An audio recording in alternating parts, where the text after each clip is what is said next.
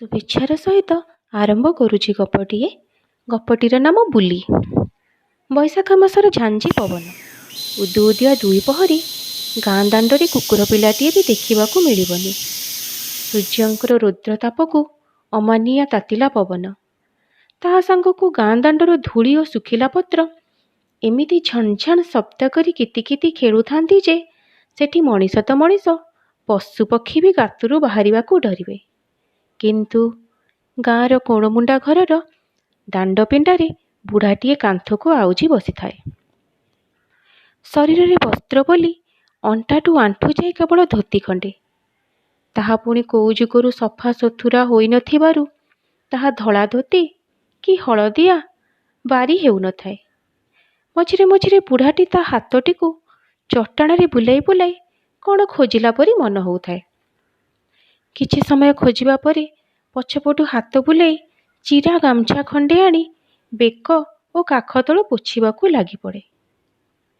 आखि को देखा जाउ नथिबारु हाथर काम बढ़ी जाई थाए।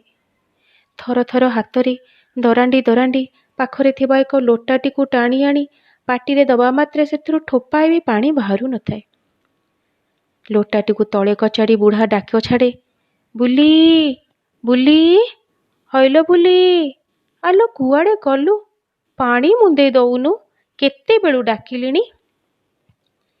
एमती केते थर डाकिला परे बेल लौटाणी बेलुकू घर भितरु बोहू आसी भोगईरे भुजा दिअंडा और पानी मुंदे बुढ़ार लोटारे ढाली देई गला। पानी ढालिबार कलकल आवाज रे बुढ़ा जानिला केही जणे आसीथिले। बुढ़ा सेठू रागी जाई कहिला, केते बेलु रड़िलिनी, पानी दियो, तंटी सुखी जाउची, केही शुणुन। एतिकी कहू कहू बोहुर, काहे गोटे रड़ुच, एइठी भुजा पानी नियो, दिही पहर गोटाक जाक सुआई बसई दउन, खाली बुली बुली।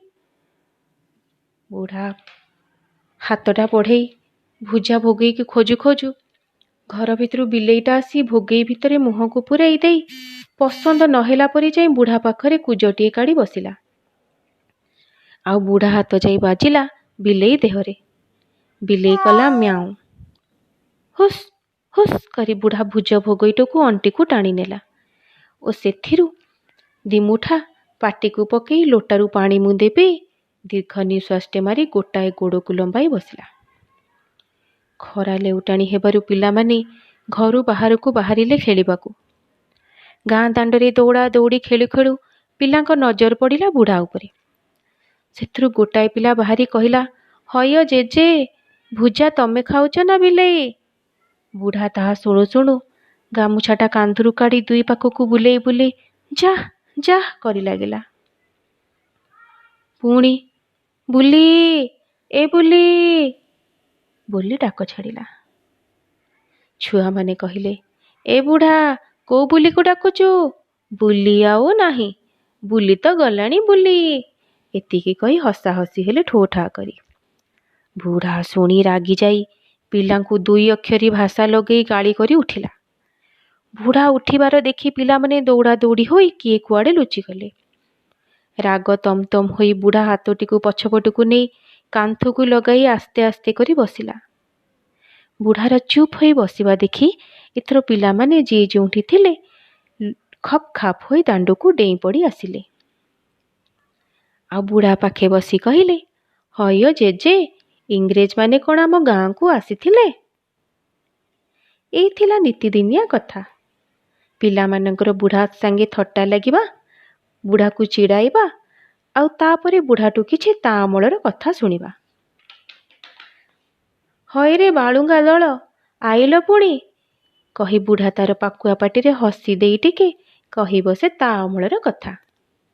नाई रे बापा, इंग्रेज माने आम गाँ को काई आसिबे, मु इंग्रेज मान पाखरे काम करुथिली।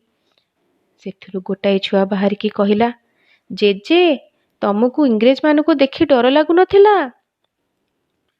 पुणी आउ जणे कहिला, हे जेजे आम बड़ साहसी थिले, नाई कौन मो जेजे। बुढ़ा टिके हसी देई पुणी से पचारिला, कहिलो जेजे तमे कौन गोरा मान कथा बुझी पारुथिल। बुढ़ा सेठू आरंभ कला, नाई रे चंडाल, ସେତେବେଳେ ଇଂରାଜୀ କିଏ ଏତେ ଜାଣୁଥିଲା?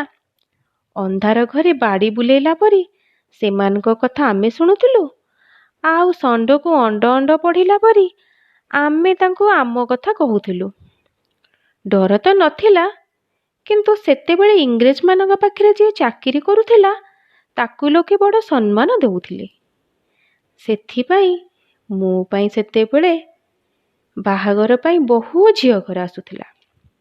ହେଲେ ସେଥିମଧ୍ୟରୁ ବୁଲିର ବାପା ମୋତେ ପଦିଏ କଥା କହିଲେ, ଜାଇଁଲ ବାପା, ବୁଲି ମୋର ଭାରି ସରଳ, ହେଲେ ଲୋକଙ୍କ ପେଟ ଚିହ୍ନି ଖାଇବାକୁ ଦିଏ। ଶ୍ୱଶୁର ବୁଢ଼ାର ଏଇ ପଦିଏ କଥା ଶୁଣି କହିଲି ଏଇଠି ବାହା ହେବି। ଏତିକି କହି ବୁଢ଼ା ଚୁପ୍ ହୋଇ ବସି ମୁରୁକା ହସ ମାରୁଥାଏ ଆକାଶକୁ ଚାହିଁ। ଟିକିଏ ପରେ ଛୁଆମାନେ ପଚାରିଲେ, ତାପରେ କ'ଣ ହେଲା ଜେଜେ? ବୁଢ଼ା ଚିଡ଼ି ଉଠି କହିଲା, ହେ ଚୁପ୍ କରି ବସ, ନହେଲେ ଆଗକୁ କହିବିନି। ସେଠୁ ବୁଢ଼ା ଆରମ୍ଭ କଲା, ତାପରେ ଆସିଲା ବୁଲି ମୋର। ଜାଇଁଲରେ, ହାତେ ଲମ୍ବର ନାଲି ଓଢ଼ଣୀଟେ ଦେଇ ଆସିଥାଏ, ଆଉ ଆଜିକାଲିର ବୋହୂମାନଙ୍କ ମୁଣ୍ଡରେ ତ ଚାଖେଣ୍ଡେ ଲୁଗା ଖଣ୍ଡେ ନାହିଁ। ହୁଁଟେ କରି ବୁଢ଼ା ପୁଣି କହିବ, ସେ ସବୁଦିନ ମୁଁ ଗାଧେଇ ଆସିବା ବେଳକୁ ବୁଲି ମୋର ପଖାଳ କଂସାଏ ଓ ତା ସାଙ୍ଗକୁ ଭଜା ଭଜି, ବଡ଼ିଚୁରା, ମାଛ ଭଜା, ଲୁଣ, ଲଙ୍କା, ପାଣି ଢାଳଟେ ଯାବତୀୟ ଥୋଇ ଦେଇ ରୋଷେଇ ଘର ଦୁଆର ବନ୍ଧକୁ ଆଉଜି ତାର ଫାଳେ ମୁହଁକୁ ଦେଖେଇ ଠିଆ ହୋଇଥାଏ। କାଳେ ମୋର ଆଉ କ'ଣ ଦରକାର ପଡ଼ିବ। ଆଉ ମୁଁ କାମକୁ ଗଲାବେଳେ ଦାଣ୍ଡ ପିଣ୍ଡା ଆଢ଼ୁଆଳରେ ସେମିତି ଏକ ଗୋଡ଼ିଆ ହୋଇ ଠିଆ ହୋଇଥାଏ, ଯେ ପର୍ଯ୍ୟନ୍ତ ମୁଁ ଗାଁ ମୁଣ୍ଡ ପାର ନ ହୋଇଛି।